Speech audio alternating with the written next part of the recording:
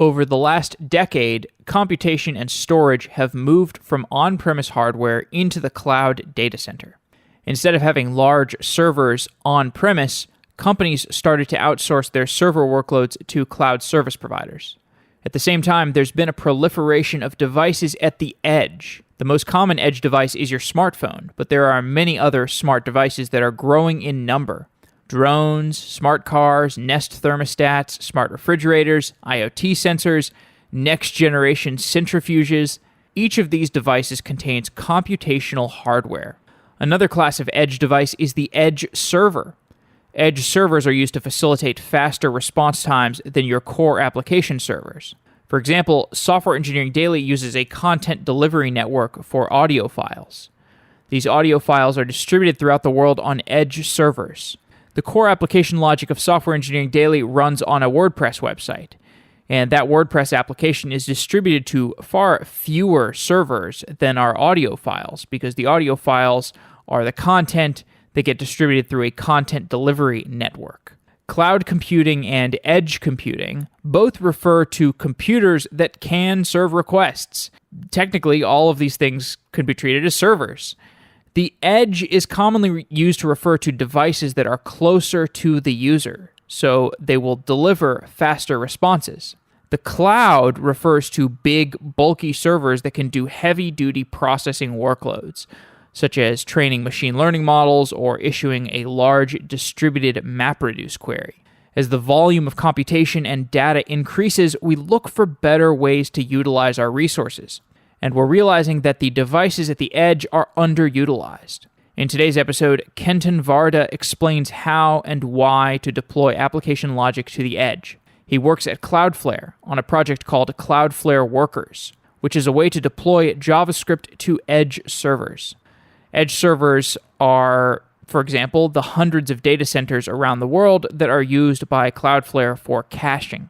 Kenton was previously on the show to discuss protocol buffers, which is a project that he led while he was at Google. And if you want to find that episode, as well as many other episodes about protocols, serverless technology, many other topics, you can download the Software Engineering Daily app for iOS or Android. These apps have all 650 of our episodes in a searchable, categorized format. We have recommendations, related links, discussions around the episodes.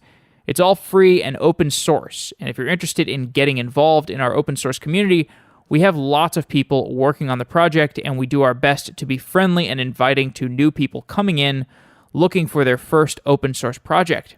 You can find that project at github.com/softwareengineeringdaily. You can find our Slack channel at softwareengineeringdaily.com. We would love to have you as part of the community if you're interested in working on some open source software. With that, let's get on with this episode.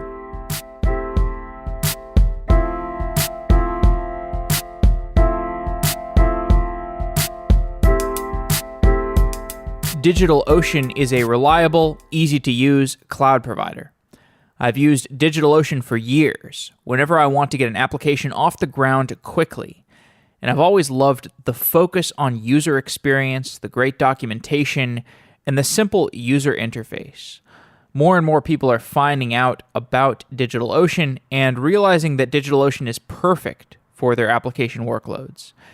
This year, DigitalOcean is making that even easier with new node types. A $15 flexible droplet that can mix and match different configurations of CPU and RAM to get the perfect amount of resources for your application. There are also CPU-optimized droplets, perfect for highly active front-end servers or CI/CD workloads. And running on the cloud can get expensive, which is why DigitalOcean makes it easy to choose the right size instance. And the prices on standard instances have gone down too. You can check out all their new deals by going to do.co/sedaily, and as a bonus to our listeners, you will get $100 in credit to use over 60 days. That's a lot of money to experiment with. You can make $100 go pretty far on DigitalOcean. You can use the credit for hosting or infrastructure, and that includes load balancers, object storage. DigitalOcean Spaces is a great new product that provides object storage. And of course, computation. Get your free $100 credit at do.co/sedaily. And thanks to DigitalOcean for being a sponsor. The co-founder of DigitalOcean, Moisey Uretsky, was one of the first people I interviewed, and his interview was really inspirational for me. So I've always thought of DigitalOcean as a pretty inspirational company. So thank you, DigitalOcean.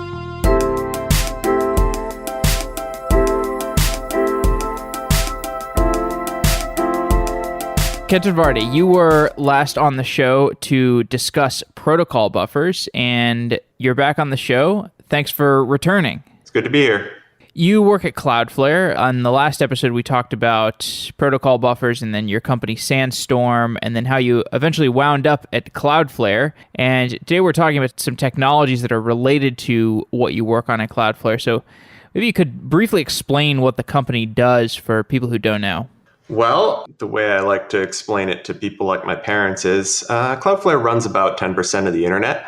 More specifically, it's 10% or so of web requests, HTTP requests, end up going through Cloudflare's edge network, where some people call it a CDN, but it's a bit more than that. Let's put it this way.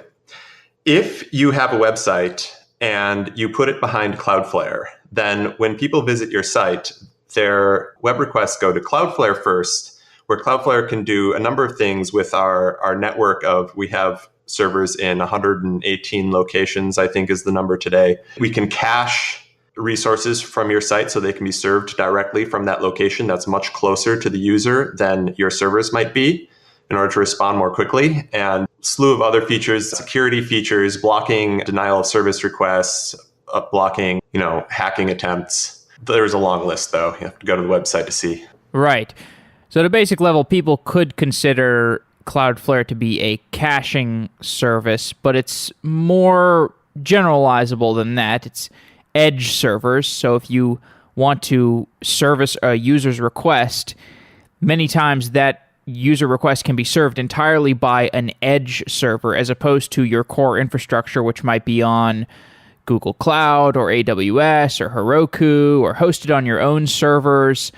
You would want to use Cloudflare for the majority of those requests if you could, because the distribution of all those different edge servers is going to make them closer to the user, and therefore you're going to get more performant responses. So we're going to be talking about these edge servers. How would you define an edge server?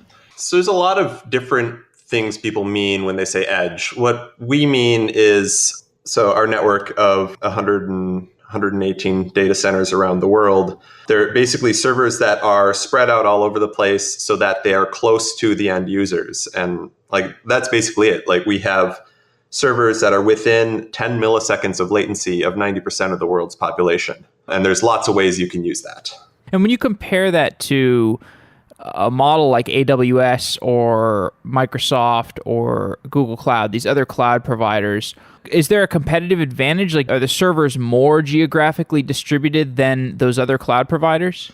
Yeah, so usually when you use something like AWS or Google Cloud, when you start out, you have your servers and you decide one particular region that you put them in. And as you grow, you might do multi-homing and have servers in multiple regions. But the total number of regions that AWS or Google Cloud give you is it's a handful. There's a few locations in the United States, a few locations in Europe, a few in Asia, but it's not a huge number. But then what you would do is with Cloudflare, you would put Cloudflare on top of that. So you'd use these together. It's not either or. So then you can leverage Cloudflare having servers everywhere to make your site faster and more secure and more reliable. We've done some shows about using IoT edge servers. So we've had some conversations about the idea of connected cars, for example. Once we have all these cars on the road that have servers inside of them, essentially, like a world full of Teslas. Or when you talk about all the IoT devices that we might get in the coming future, your IoT refrigerator, your IoT speakers, your IoT light switches, who knows? And then drones, for example, if we have drones buzzing around outside, all of these different devices could be used for edge computing. How do you think about edge computing on data centers versus on IoT devices? So this is one of those other definitions of edge that some people use. I think that the definition we're using goes back a little further than this newer definition. But yeah, sometimes when people say edge, they mean all these IoT devices. Now, that's not usually what we mean when we're talking about our edge network of data centers. This is just a different definition, I guess. Yes. Okay. And so many people are familiar with the idea of a CDN. And let's say you make a request for an image on the internet. And the first time you request that image, perhaps it's served by the source of where that image is. Maybe it's in a Amazon S3 bucket somewhere on the internet.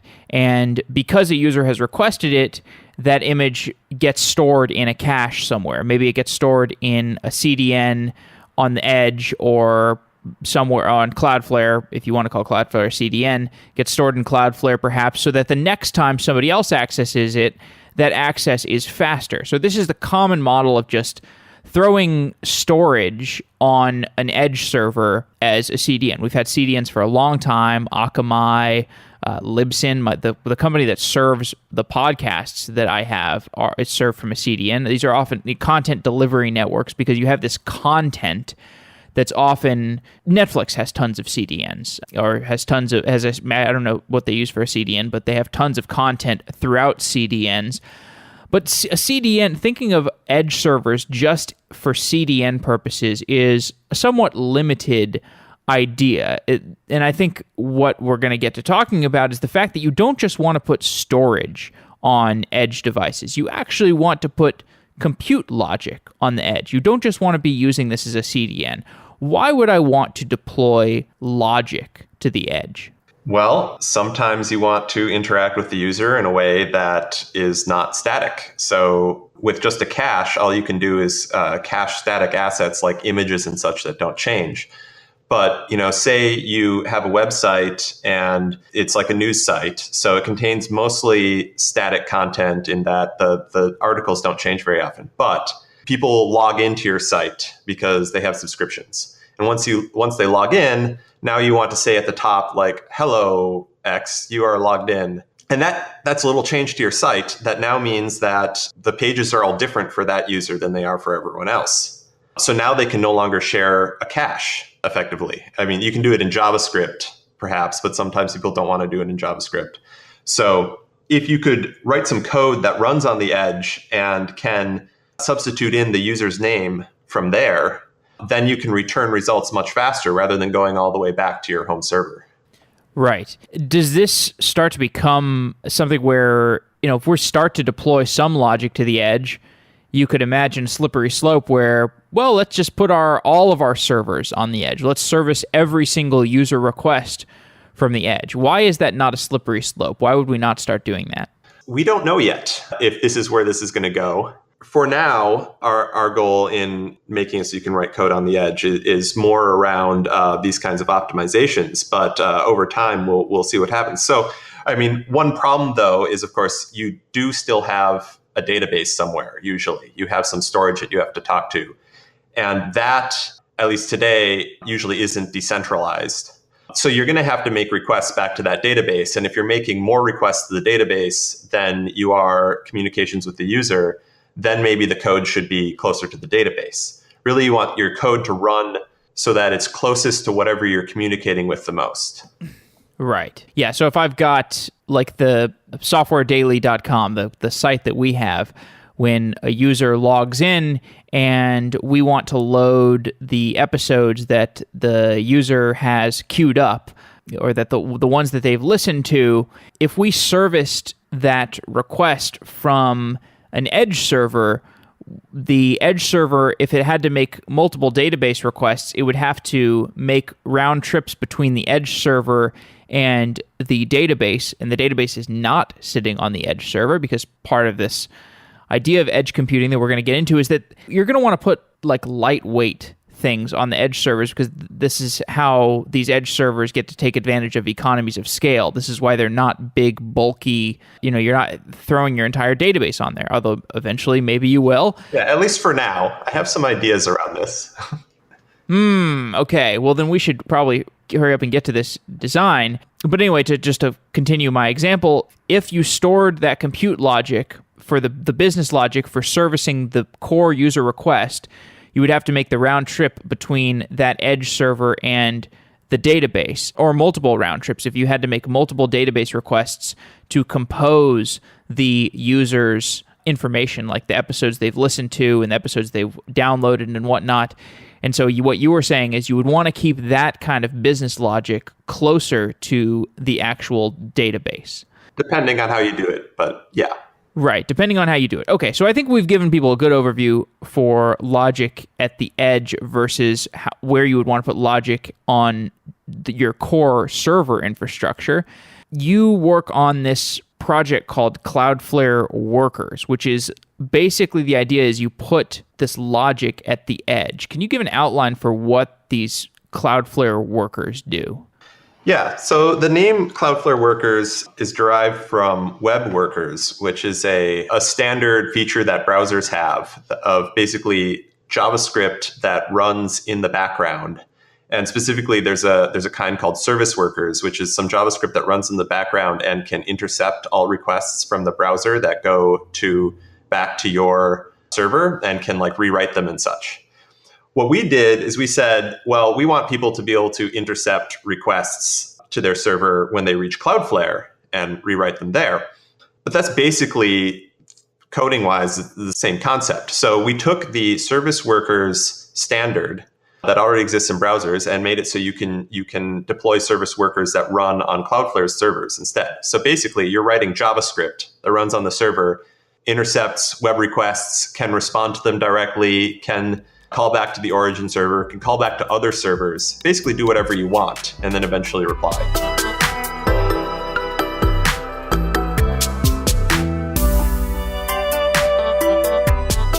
If you are building a product for software engineers, or you are hiring software engineers, Software Engineering Daily is accepting sponsorships for 2018. Send me an email, jeff@softwareengineeringdaily.com if you're interested. With 23,000 people listening Monday through Friday, and the content being fairly selective for a technical listener, Software Engineering Daily is a great way to reach top engineers. And I know that the listeners of Software Engineering Daily are great engineers because I talk to them all the time. I hear from CTOs, CEOs, directors of engineering who listen to the show regularly. I also hear about many newer, hungry software engineers who are looking to level up quickly and prove themselves. And to find out more about sponsoring the show, you can send me an email or tell your marketing director to send me an email, jeff@softwareengineeringdaily.com. And if you're a listener to the show, thank you so much for supporting it through your audienceship. That is quite enough, but if you're interested in taking your support of the show to the next level, then look at sponsoring the show through your company. So send me an email, jeff@softwareengineeringdaily.com. Thank you.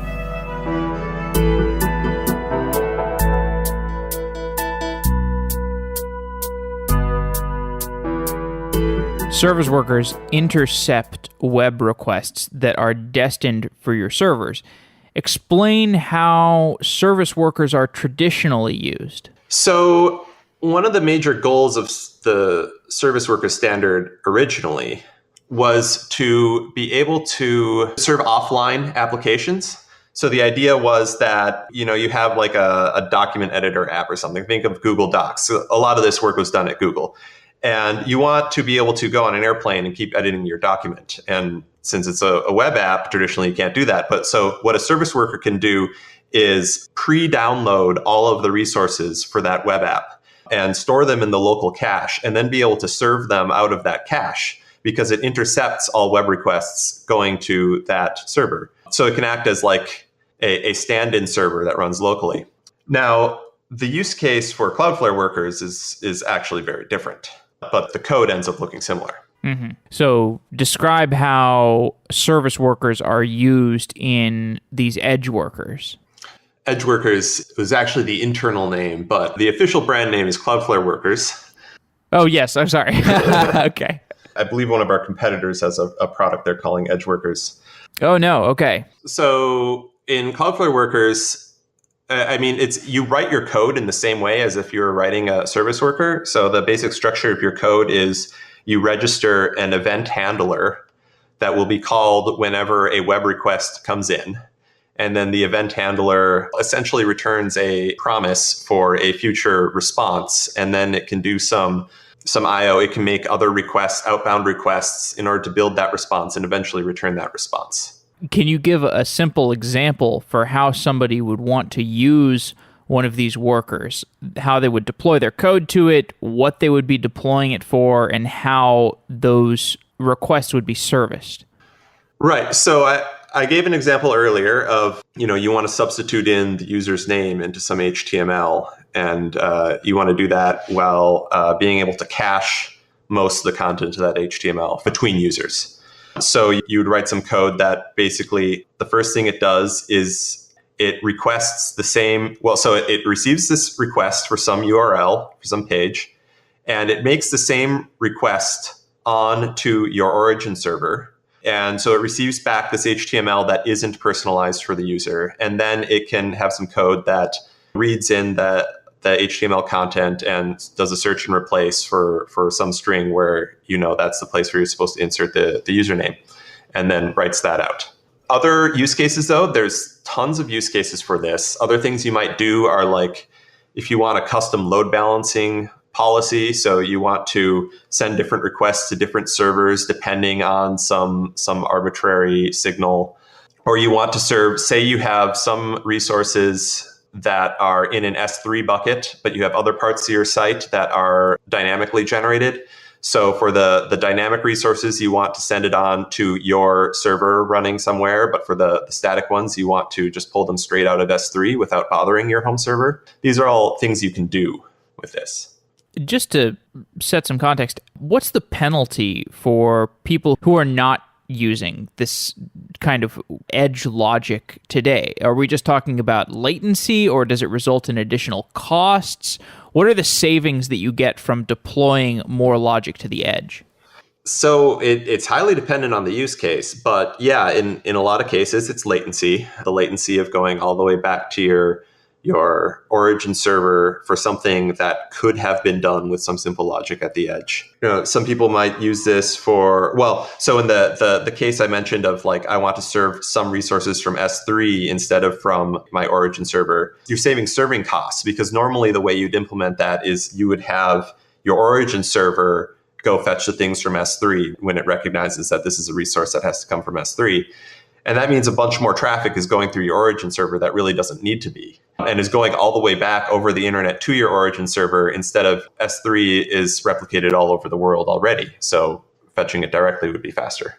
So there's a lot of things you can save. Right. So if this gives programmable logic to these edge servers that might have previously just been used for declarative logic, like you declare that this is when you want your CDN to be used, versus the imperative model of actually having executable code that's going to be deployed to these edge servers. Does that change the kind of, like, for you as the cloud service provider, as Cloudflare, does that change what kinds of things you need to deploy to all these servers that you have throughout the world, all of these edge servers that you have available? Well, yeah, so we have to deploy the worker runtime, the JavaScript runtime, to all of our machines, all of our edge servers around the world. This is, the main project that I work on is building this core runtime. It's basically just another background process that runs on all these machines that when we receive a web request that we know has a worker script configured, then it gets forwarded to this daemon. If the script does sub requests, this outbound HTTP requests, and those get forwarded back in the front door, basically. Yeah, so this code that gets deployed to your edge servers for logic, it's in JavaScript. Correction. So the code I was talking about is actually a C++ program that embeds V8, the JavaScript engine. Now, So I was talking about our code. The customer's code, if you're a Cloudflare customer and you're using this, you go into the Cloudflare configuration dashboard, and there's a place where you can enter your script. and you can preview what the results will look like. But once you deploy that, then that script gets also sent out to all of the edge machines. And so then my code on the edge will load that script as needed and use it. Okay, right. And to give people a little more clarity, V8 is what's sitting in your Chrome browser. If you use Google Chrome, I think it's basically it's an execution engine for JavaScript. Like what is it? It compiles your JavaScript down to bytecode and then executes the JavaScript bytecode. Is that how it works? Yeah, well, it can do a variety of things. So usually, it will parse the JavaScript code and it will start out just basically parsing it into some internal structures, which it will run the code like an interpreter would, going through each line and doing what it says. But then if some code is run particularly often, then it invokes the just-in-time compiler, the JIT, which turns it into assembly, or not assembly, but machine code at that point. That's typically how these work. V8's a little bit more complicated than that, but that's the basics. I really need to do a show on V8. People have asked for it. Maybe if you know some V8 expert, we can figure out how who I should interview after this show. But I'm sure since you worked at Google for a while, you probably know a few V8 experts. I don't know if I met them at Google, but we're talking to them now. So yeah. Okay. Very, very interesting. Tell me a little bit about that space. Like the V8 space, does Node must use V8, right? Yes. Node was one of the first interesting uses of V8 outside of Chrome. They said, yeah, let's make a server-side JavaScript environment. Let's use V8 as the starting point. But interestingly, Node is not designed to run code that's not trusted, whereas the browser is, and Cloudflare Workers is. Like, we need to protect ourselves against customers who might want to run code that's malicious. So we do lots of things to prevent that from being a problem that isn't present in NoJS. So just to give people more clarity, this is why you don't have NoJS running for this execution environment of the edge logic. You have your own worker environment that's built off of V8. Was it custom built? You built it yourself? Yep. Okay. Could you maybe contrast it with Node.js, like this because you're describing a server-side execution environment for JavaScript, but it's not Node. Right. So Node.js was designed to allow you to write traditional servers in JavaScript. Now, in a traditional server, you're writing a bunch of code that belongs to you. You know where it came from. You wrote most of it. And you're running it on your private machine. And so there's no security concern in which you're worried that part of that code might be malicious. So Node.js really isn't designed to protect against that. So the code running in Node.js can access the file system, can make arbitrary network requests, can do whatever it wants. Whereas in Cloudflare Workers, we are running code from potentially multiple different customers on the same machine. So we have to do a lot of things to make sure that the code, those different customers' codes can't interfere with each other in any way. That includes, like, they shouldn't be able to obviously read each other's memory. They shouldn't be able to affect the outcome of each other. And they also shouldn't be able to consume resources to the point where the others get starved. And these are all different, interesting problems to solve. Yes, and you did write about this in an article that I'll include in the show notes called Introducing Cloudflare Workers.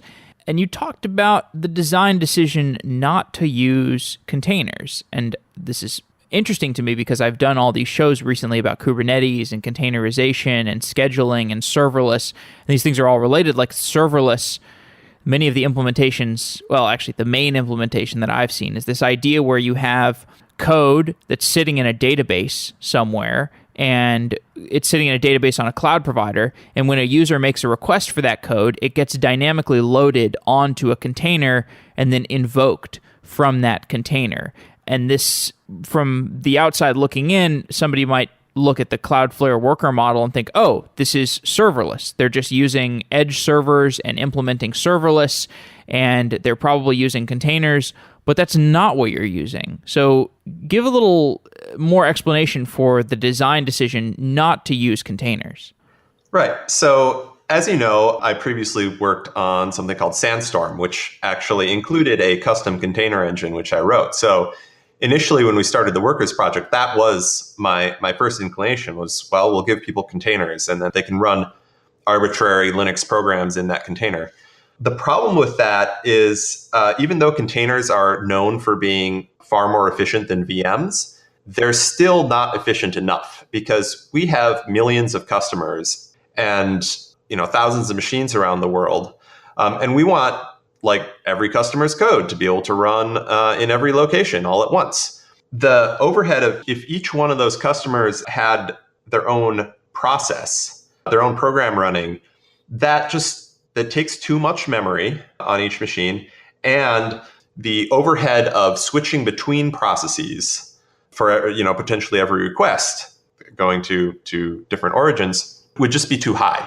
So what we need to be able to do is have them all in one process, all in the same address space, while still having the strong security, which is what V8 does, which is what V8 was built to do. So in Chrome, for instance, when you have an iframe inside of a page and that iframe belongs to a completely different site, they're still running in the same process and they're relying on V8 to make it so that the page in the iframe can't attack the page that's framing it or vice versa. So it's partly security, partly noisy neighbor issues. Well, the reason for using V8 instead of using containers is performance, is resource usage, is scalability. Well, that, and I would say that containers have had some security issues as well, but that's another story. But mostly it's the performance issues of like, this way we can, most of the implementation underneath each of these scripts, most of the Cloudflare Workers implementation can be shared between all of them instead of loading separate copies and things like that.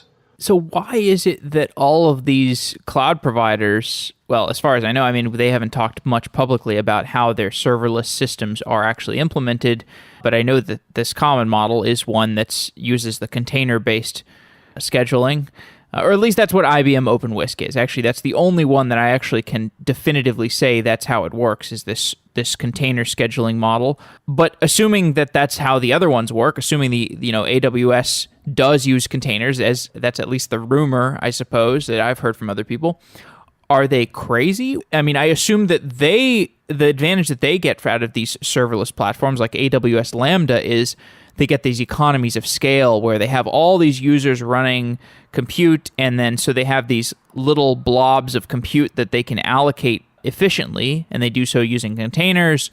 Why wouldn't they just do that with V8? What's the difference between the design of a serverless system like AWS Lambda and a serverless system like Cloudflare Workers? Well, so the big limitation, obviously, is that V8 runs JavaScript. It doesn't run arbitrary code in arbitrary languages. Now, there is WebAssembly, which opens that up to C and Go and so on, but it's not native code. But to answer this in a different way, and I should caution that I don't work for these companies, so I don't know exactly what their motivations are. But I think that a lot of the developments in the server infrastructure space over the years have started from bulky server technology that is bloated, that uses lots of resources, lots of memory, takes forever to start up, things like that. All these things that didn't traditionally matter when you had monolithic servers. So it used to be you have your gigantic server written in Java and it takes 30 seconds or more just to start. And it uses gigabytes of memory, and that was fine. No one cared because you have all that available to you, and it doesn't matter how long it takes to start. But we've been taking these server-side technologies and trying to fit them into smaller containers, if you will, so that we can deploy more instances of them and have them running in more locations at once. And they haven't scaled down very well. It's really hard to take something bloated and then make it leaner. Now, what we're doing with Cloudflare Workers is we're actually starting from the other end of the stack, the browser side technology, and scaling it up. So browsers have, for a long time, had the problem that they download some JavaScript and they need to have it running, within milliseconds to satisfy the user who wants to see this web page, and the user's there literally waiting. So V8 has been designed for a long time to start fast. And that helps us with workers because it means that we can get your code deployed worldwide within literally a couple of seconds. And we can load code, if a request comes in and your code isn't running yet, we can have it running within a couple of milliseconds. And that just makes the whole system so much more scalable and allows us to run your code in more locations at once. So with Lambda, for instance, normally, you create your Lambda function, but it's not going to run in a lot of different places in the world at once. It'll run in a few locations. It's not going to run in hundreds. Unless you get, maybe if you get enough traffic to warrant it, but normally wouldn't. And we can actually do that. The other thing about these serverless systems like AWS Lambda is that they have this cold start issue because the code has to be loaded onto the container and maybe even have to install some packages and stuff on the container before it can actually service the request. It has to get the code itself out of the database. If people find this totally confusing, we've done some shows previously about this you can check out. But there's this cold start time. So with the Cloudflare worker model where you've got just JavaScript that runs on V8, when a user deploys their code, like if I deploy some custom logic to, render a template differently on the fly, for example, some custom Cloudflare worker logic, does that code sit in a place where it can execute immediately, or does it sit in a database where it has to be loaded from the database onto the edge worker before it executes? So there's two steps. There's distributing the code to the edge, and then there's loading it for execution. We distribute the code to the edge the same way we distribute any other configuration, that it gets worldwide within a couple of seconds. Now the code is on all of the machines, ready to be run when needed. When we actually want to run that code, we, load it up from disk and parse it and execute it, that takes a couple of milliseconds because V8 is designed for this. So basically with Cloudflare Workers, there is no cold start time. It's just ready to go. I see. You mentioned WebAssembly. With WebAssembly, you could actually run any language, because WebAssembly is this idea that WebAssembly or ASM.js, where you have a subset of JavaScript, and any language could theoretically compile down to this subset of JavaScript, and then the subset of JavaScript runs extremely effectively on V8. Could you just remind us what WebAssembly is? Yeah, so what you were just describing was ASM.js, which was a previous attempt at a similar idea. WebAssembly is actually a new binary format. They said, okay, this whole idea of encoding assembly in, as specially constructed JavaScript turned out to be kind of weird. So they went ahead and defined a format. It's like a machine code, except it's not specific to any particular machine, and it's designed to load within the V8 sandbox or within any JavaScript sandbox. And you can target a traditional compiler at these. So you can compile C++ code to WebAssembly. You get instead of an executable binary that runs on your system, you get a WebAssembly binary that you can load into a browser. And other languages, other compiled languages like Rust or like Go can all target WebAssembly.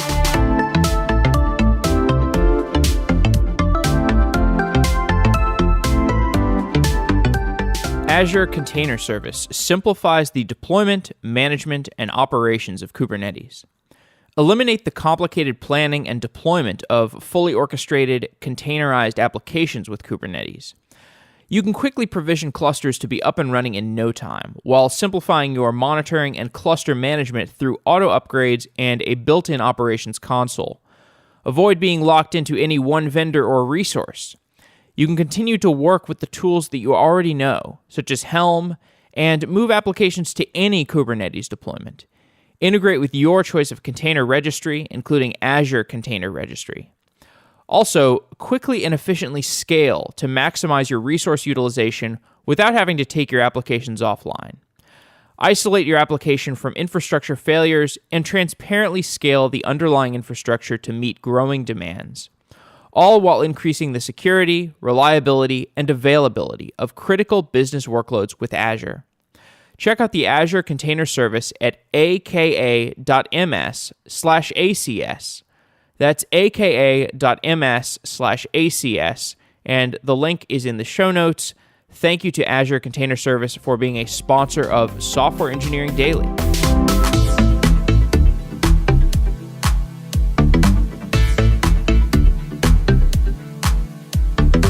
So some people are really excited about WebAssembly, and I have trouble identifying what the process of WebAssembly becoming big, or I guess having a noticeable impact on the way that we consume the internet will unfold. But for example, my friend Pete Hunt, he tweeted something a while ago about just all of the things that you can do on WebAssembly, and I just didn't really understand it. It made me want to do more shows on it, but could you give me some context for why people are excited about WebAssembly, where we are with it, how it's going to change things in the future, or is it an open question as to whether it's going to change things? Well, I can give you my take, but people will disagree.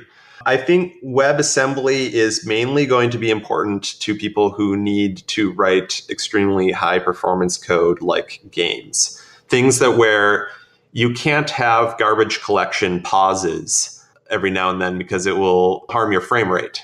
Or use cases where you have existing code that's written in C++ that you need to be able to run in these environments. These are all use cases where WebAssembly makes a big difference. I don't see a future where everything's written in WebAssembly because, frankly, JavaScript is good enough for most application level use cases. I think there's a lot of people who are excited about WebAssembly because they hate JavaScript.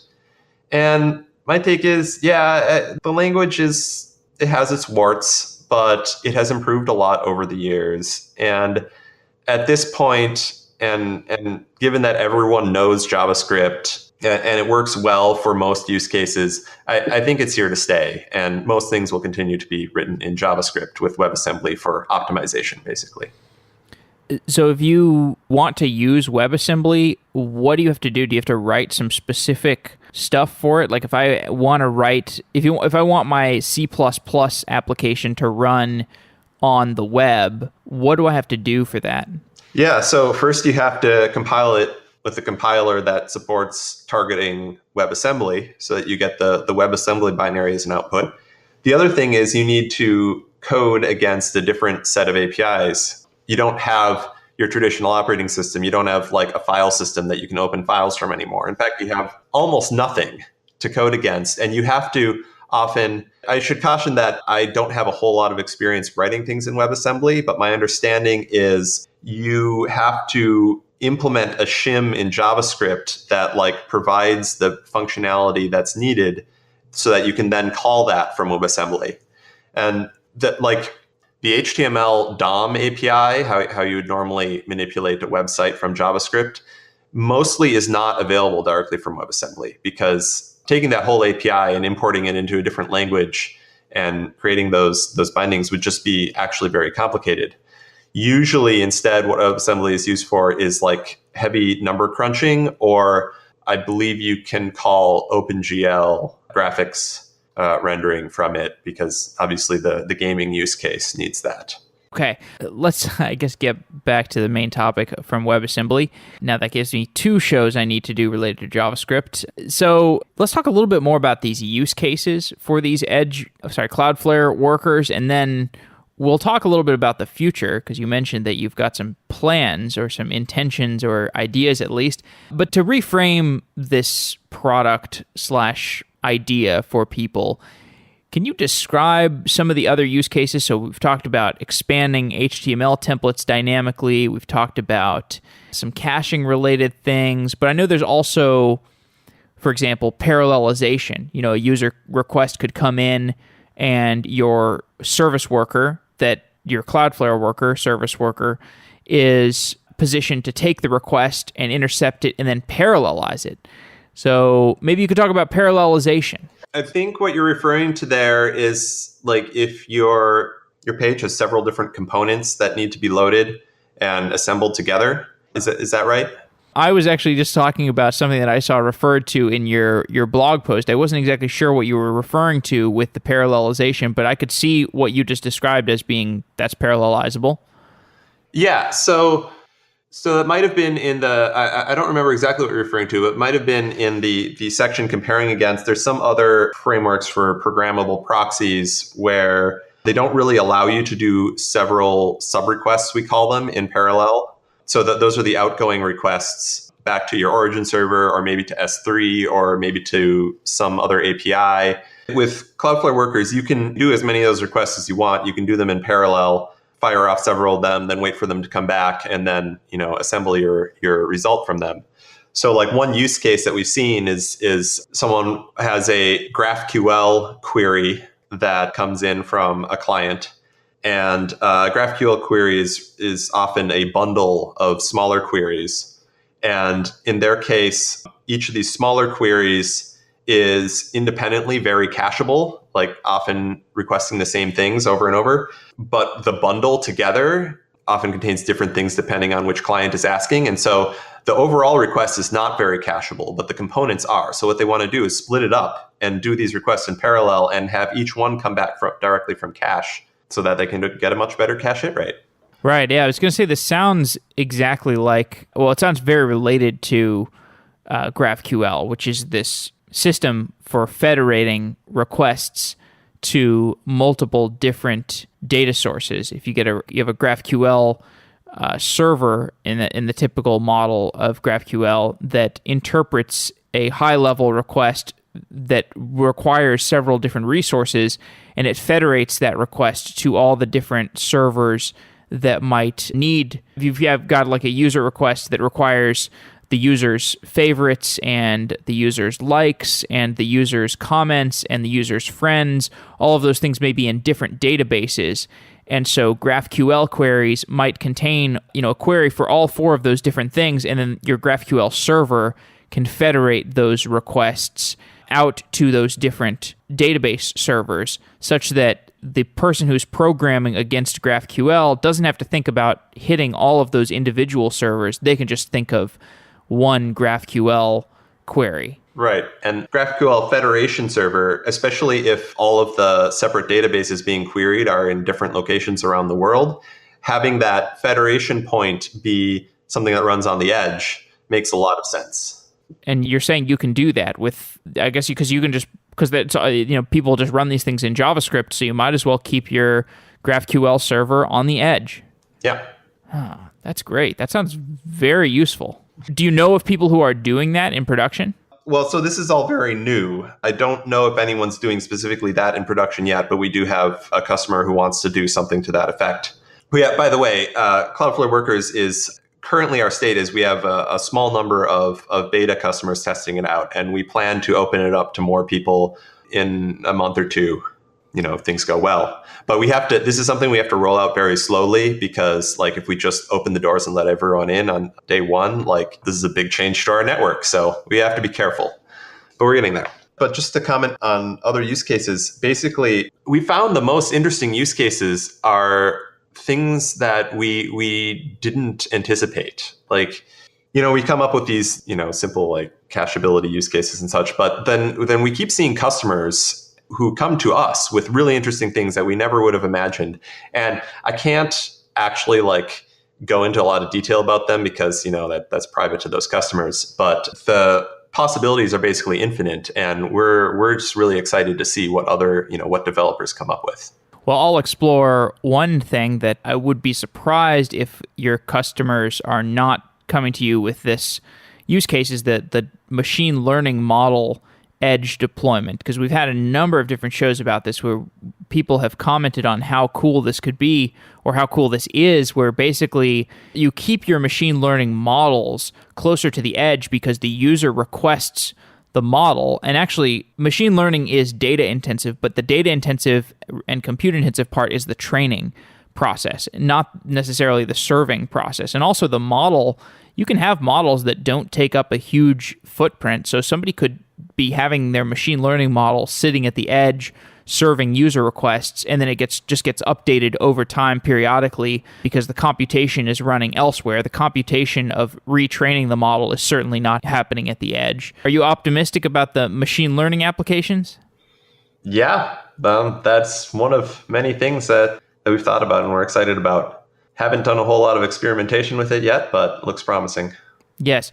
So earlier in our conversation, you mentioned that you saw potential for more stuff being pushed to the edge. And when you said this, I was thinking of, this is not entirely related, but this serverless database that Amazon came out with recently. I don't know if you saw it. Did you see this thing, this serverless Aurora database? I haven't looked at it, no. From Amazon? Okay, well, it was, I don't understand a whole lot about it, but basically the idea is just that it's a database that scales up and down.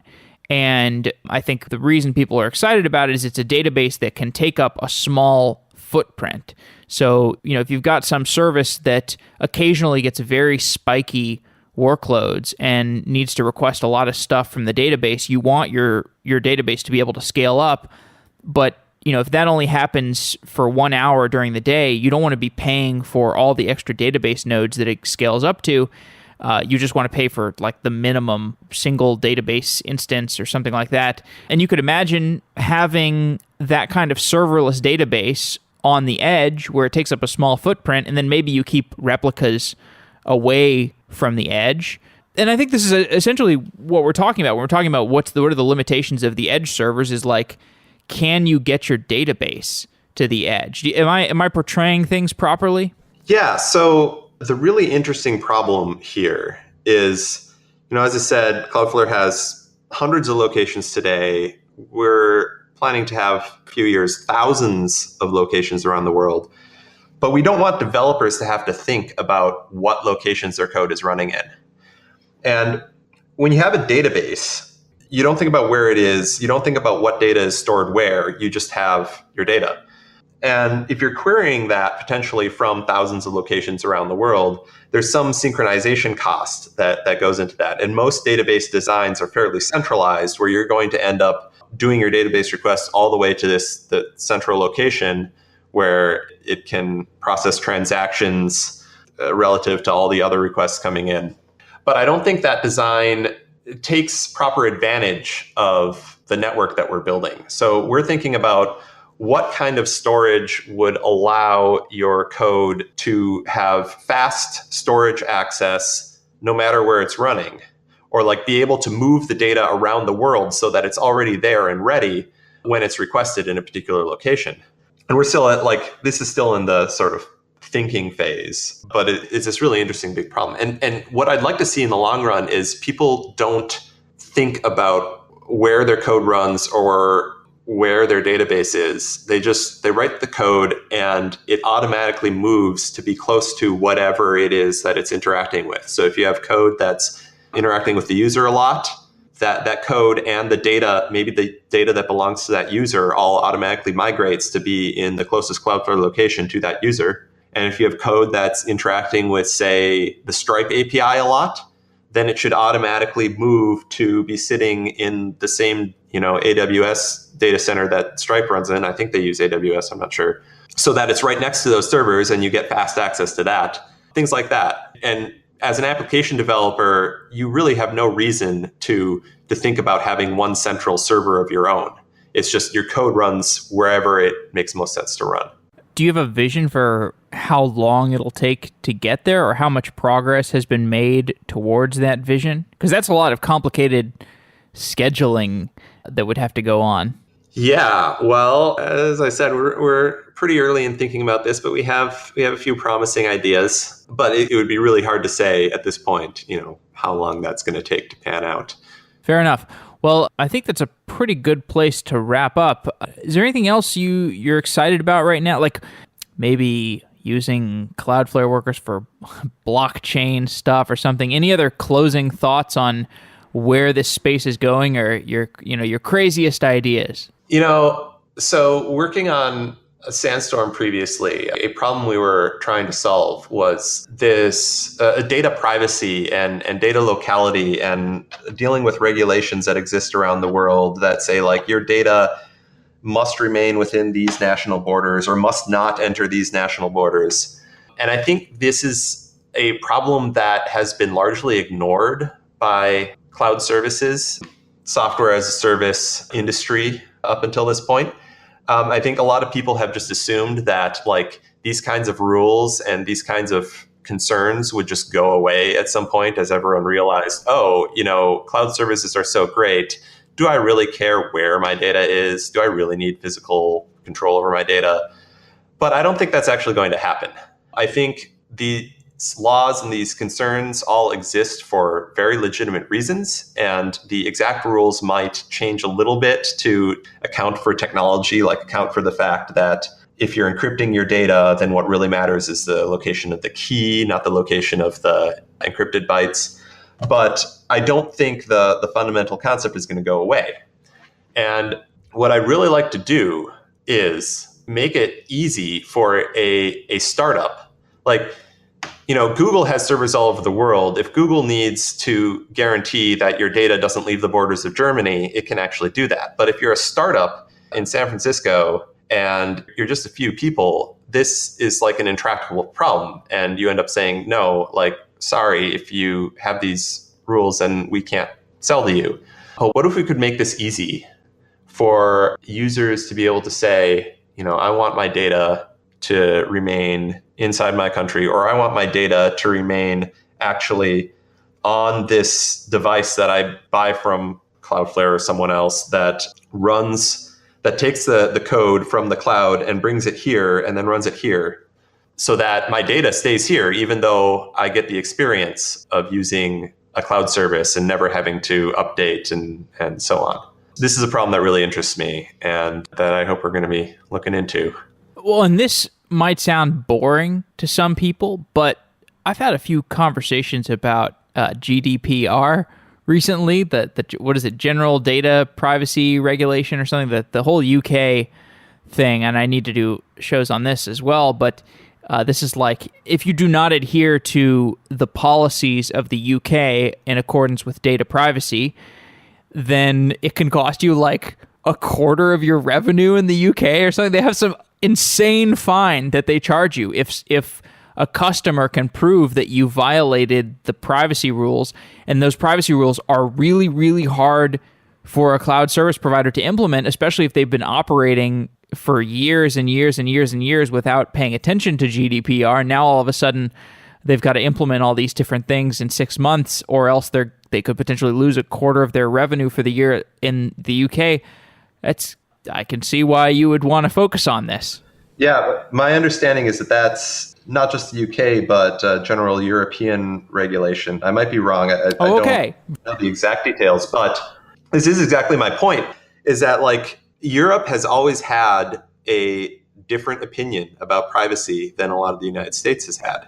And they're not just going to change their mind. In fact, the regulations we see them getting stricter. We can solve this problem through technology that makes it easy to keep data where the users want it to be kept, instead of just burying our heads in the sand and saying, well, the users will come around and eventually let us do whatever. And yeah, I hope to see more of this happening, and I hope to build some of it. All right, Kenton. Well, great talking to you as usual. And your last episode was really popular. It was fantastic. So this was no surprise that this one was a good one as well. So thanks for coming on the show. Thanks for having me. GoCD is an open source continuous delivery server built by ThoughtWorks.